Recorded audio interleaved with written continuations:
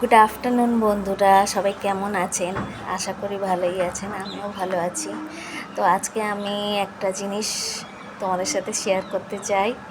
তো দেখো বন্ধুরা, গ্যাসের এখন এত প্রবলেম, কি বলবো, গ্যাস শেষ হয়ে গেছে।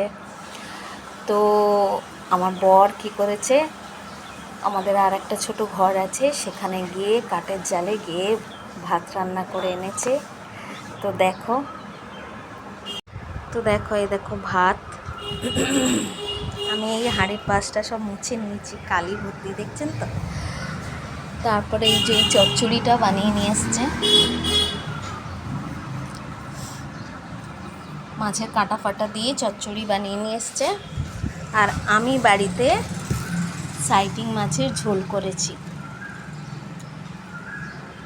বন্ধুরা, বেশি কিছু মেনু আজকে করিনি, কারণ গ্যাসের প্রবলেম, এই দুটোই মেনু হয়েছে আজকে। খেয়ে বাঁচতে তো হবে, কারণ 3-4টে করতে গেলে তাহলে আর দেখতে হবে না। তো আজকে এইটুকুনি ছিল, আবার অন্য কোনো ভিডিওতে দেখা হবে। টাটা।